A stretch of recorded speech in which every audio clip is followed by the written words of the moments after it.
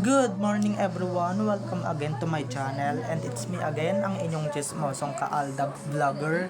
So gusto ko munang magpasalamat sa inyong lahat sa mga walang sawa na tumatangkilik, nanonood, sumusuport at sumusubaybay ng mga content ko here on my YouTube channel. So wag ninyong babaktawan o lalaktawan tong ating main topic ngayong araw.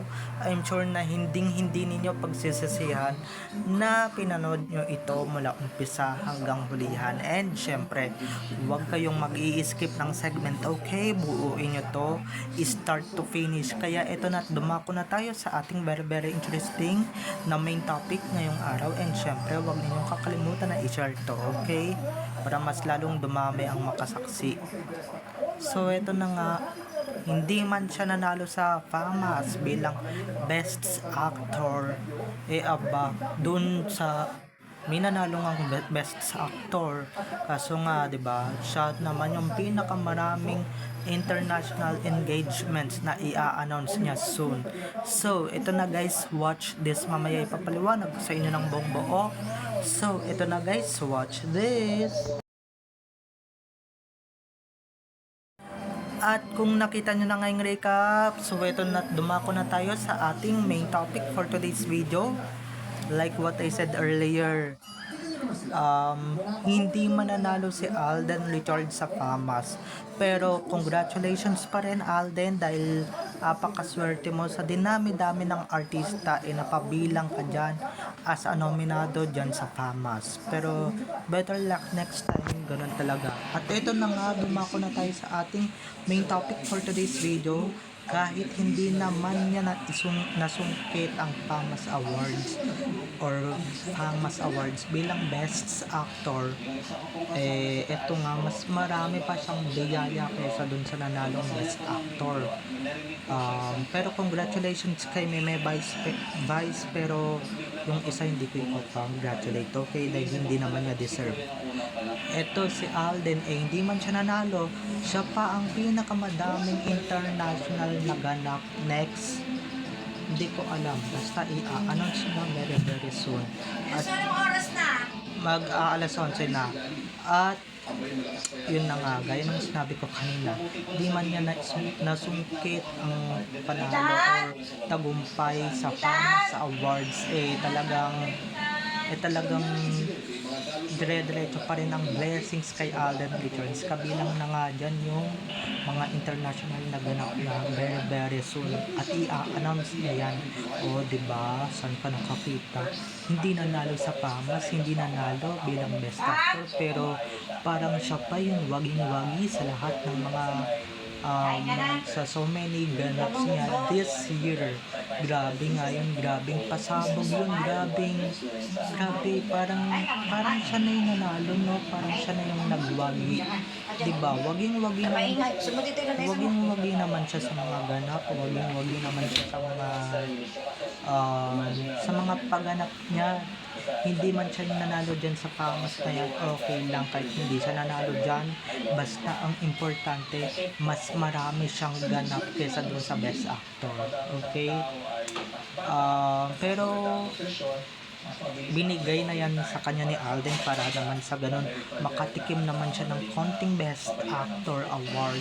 Kasi si Alden, kahit hindi yan FAMAS, nakakuha na rin yan ng Best Actor Award. Yun yung matindi doon guys, kaya wag tayong manghinayang dyan sa FAMAS, okay? Wag tayong masyadong manghinayang at wag tayong masyadong hinayang dyan, dahil mas marami pa siyang ganap kesa dun sa nanalo. Nakakaloka, diba? Kita nyo naman, hindi siya nanalo pero may kasunod agad na blessings si God sa kanya, no? May kasunod agad. Grabe, pasabog talaga yung mga ganap ni Alden. At syempre talagang we're proud of you, and syempre proud pa rin sa'yo yung wifey mo na kahit papaano kahit hindi ka nanalo dyan sa FAMAS Awards na yan, kasi binigay na yan kay Mr. Spotted, kasi nga hindi pa siya nakakatanggap ng Best Actor Award. Ikaw kahit hindi naman FAMAS yan, nakakatanggap ka ng Best Actor, diba? Kaya awa na lang yun. Pero ikaw yung hindi nanalo, pero napakadaming ganap, napakadaming blessing, 'di ba? At we're very very excited. Hindi lang yung mga fans mo, maski kaming mga Aldab Nation sa mga susunod mo pang ganap. Grabe, no? Sa mga susunod mo pang sa susunod mo pang mga adventures. Malay mo naman sa susunod, di ba? Malay mo naman, marami pa namang susunod. Malay mo, mga maski nga si Sakam, di ba?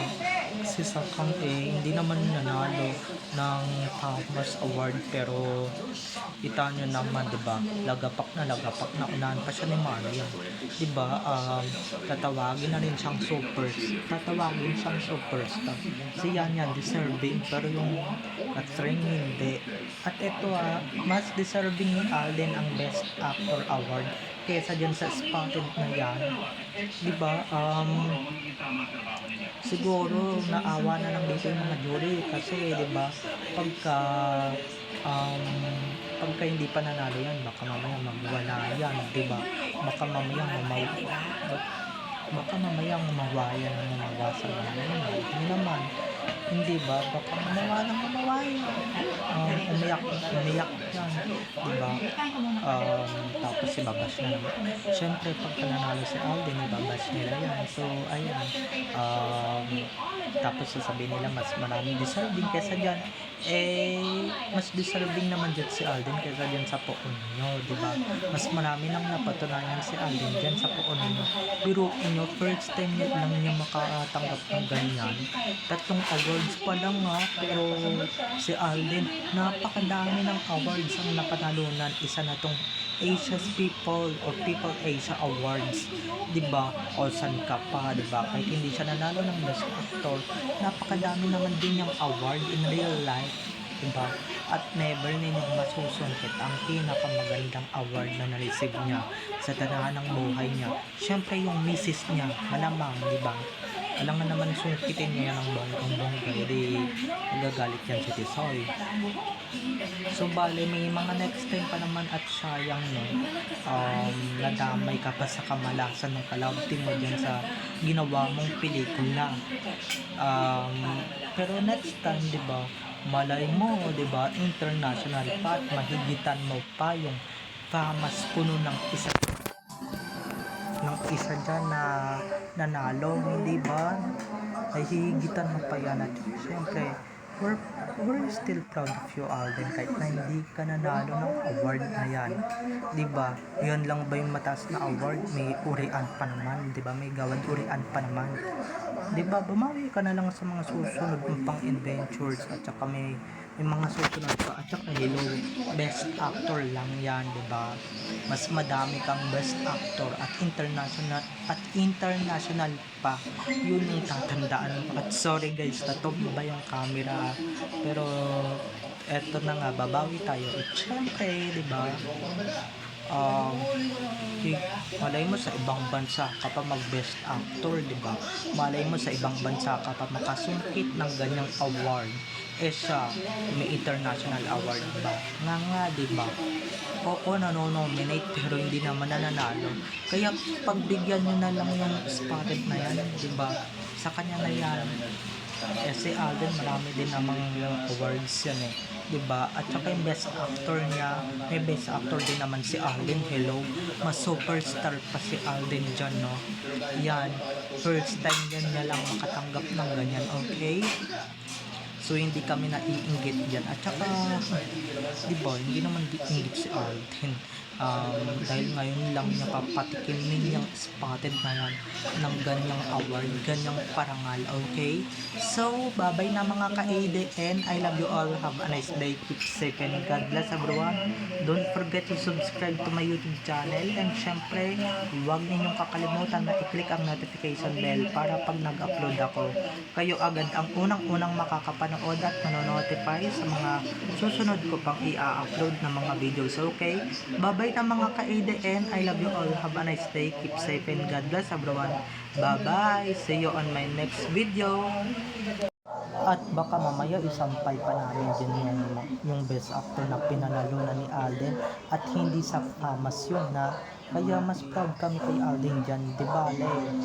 Di ba? Mas kaya mo pa siyang lampasan, kaya mo pa siyang higitan, kaya mo pa siyang lampasuhin pa ng bonggang-bongga. Mas marami kang award kaysa dyan. Eh yan, 3, 4 pa lang naman awards niyan, di ba? Sa tagal-tagal ng pagiging artista, pagiging aktor, pero yung mga movies nag-flop, di ba? Mas nakakahiya naman siguro kung ni isa or ni kapraso man lang ng pinagbidahan ng pelikula eh walang matatanggap na award, di ba? Eh napaya na nga yung leading lady eh. Tapos siya pa mapapahiya. Hindi mas ano pa yun, mas sampal pa yun, di ba?